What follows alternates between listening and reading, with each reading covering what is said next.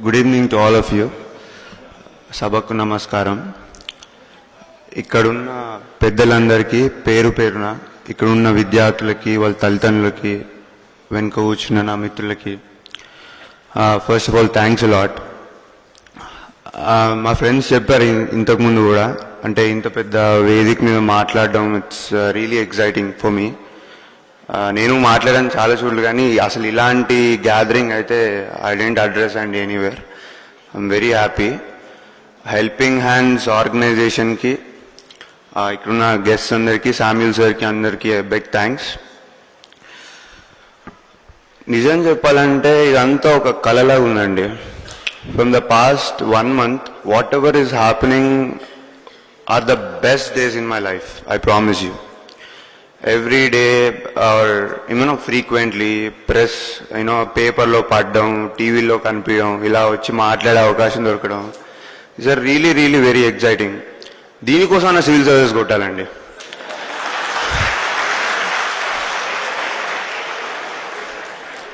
నాకు బహుశా ఇవి అంటే రోజు కళ్ళు వస్తుంటాయండి. ఇలా మాట్లాడిన రోజులు నాకు నిద్రలో I will get this memories. And ఇంకొకటి, ఈ టైంలో నాకు ఒకటి గుర్తొచ్చేది ఏంటి అంటే, జేడి లక్ష్మీనారాయణ సార్ మాటలు జాయింట్ డైరెక్టర్గా చేశారు కదా, మీ అందరికీ తెలిసి ఉంటుంది. ఆయన స్పీచ్లకు వెళ్ళేవాడిని బాగా. ఆయన ఎక్కడికి వెళ్తే అక్కడికి వెళ్ళి ఫాలో అయ్యి అని చెప్పేవాడిని, వినేవాడిని. ఆయన ఏం చెప్పేవారంటే, లైఫ్లో మీరు ఏదైనా సాధించారు అంటే అది 3 విషయాలు మీకు జరిగినప్పుడు అని చెప్పేవాళ్ళు. ఒకటి, మీ తల్లిదండ్రుల దగ్గరకు వచ్చి వాళ్ళ ఫ్రెండ్స్, వాళ్ళ బంధువులు అందరూ వచ్చి భలే కొడుకుని అన్నారు సార్, భలే కూతురుని అన్నారు సార్, ఇదొకటి. 2, మీరు చదివిన స్కూల్లో కానీ కాలేజ్లో కానీ మిమ్మల్ని చీఫ్ గెస్ట్గా పిలవడం, 2. And third thing is, autograph తీసుకునే స్టేజ్ దగ్గర నుంచి ఆటోగ్రాఫ్ ఇచ్చే స్టేజ్కి ఎదగడం.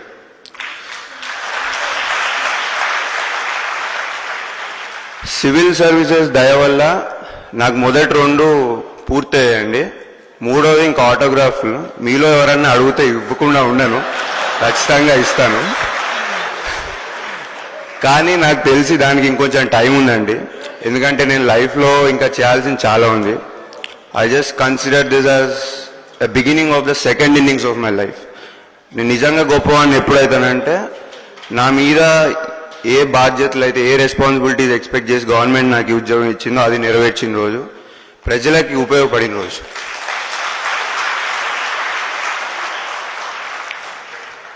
ఇక నా పర్సనల్ బ్యాక్గ్రౌండ్కి వస్తాయండి. నాది ఒక వేరీడ్ ప్రొఫైల్ అండి. ఫస్ట్ ఎంపీసీ, తర్వాత బీటెక్ బయోటెక్నాలజీ, తర్వాత ఎంబీఏ, మళ్ళీ 2 సంవత్సరాలు జాబ్, మళ్ళీ సివిల్ సర్వీసెస్. సో ఈ విషయం నేను ఎందుకు స్ట్రెస్ చేస్తున్నానంటే, లైఫ్లో మీరు ఎప్పుడు ఎక్కడ ఏం చదివినా ఏం చేస్తున్నా, you always have a chance, don't forget it. You will become great definitely. మీరు ఎప్పుడు అరే ఇది చేసి ఉంటే బాగుండు, no, please don't repent. You always have a chance, the doors are open. So please don't repent for anything.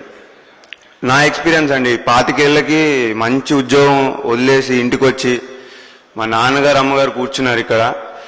మా నాన్నగారి దగ్గరికి వెళ్ళి, నాన్న నేను జాబ్ వదిలేస్తున్నా, 2 ఏళ్ళు నన్ను భరించగలవా, పోషించగలవా అని అడిగానండి. వెంటనే ఇంకో ఆలోచన లేకుండా గో హెడ్ అన్నారండి.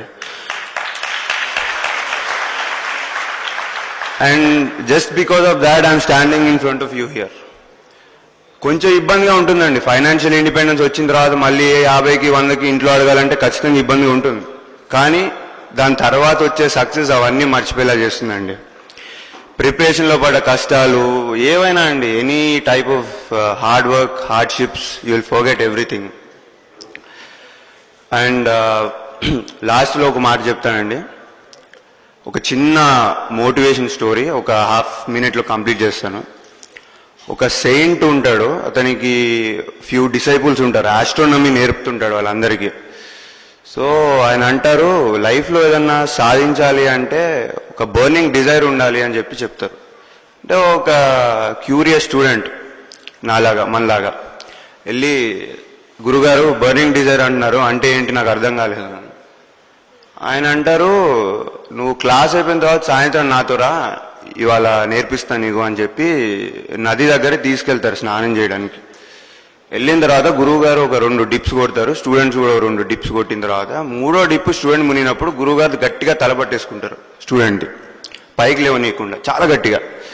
స్టూడెంట్స్ సరే గురుగారు ఏదో ఆట ఆడుతున్నారు అనుకుని ఫస్ట్ లేవడానికి ట్రై చేయడు, కానీ ఊపిరాడదు కదా, కూర్చోపోయిన తర్వాత చాలా గట్టి ప్రయత్నం చేస్తాడు, అయినా కుదరదు. గురువుగారు ఇంకా గట్టిగా పట్టుకుంటారు, లాస్ట్కి జయించి పైకి వస్తాడు. కోపంగా గురువుగారి దగ్గరికి వెళ్ళి ఏం చేశారు మీరు, అసలు ఎందుకు నన్ను అలా పట్టుకున్నారు అంటే గురువుగారు ఒక క్వశ్చన్ అడుగుతారు, నువ్వు నాకంటే బలవంతుడు అని. ఫస్ట్ క్వశ్చన్, లేదు గురుగారు మీరు ఏజ్లో పెద్దవాళ్ళు, నాకంటే బలంగా ఉన్నారు, మీరే బలవంతుడు, మరి ఎలా పైకి వచ్చావు, అది నా లైఫ్ అండ్ డెత్ మ్యాటర్ కదా. So this is the burning desire my son అని చెప్తారండి. మీలో గనక ఈ డిజైర్, నాకైతే ఈ ప్రోవర్ చాలా ఇన్ఫ్లుయెన్స్ చేసిందండి. అంటే దీనివల్లే నేను సివిల్స్ రాసానని చెప్పను, బట్ స్టిల్ అంటే అంతలా ఉంటుందా అని అనిపించింది నాకు. మీలో కనుక ఇలాంటి డిజైర్ పుడితే nobody can stop you, you're all going to achieve great success in your life. You people rock, keep rocking. జై హింద్.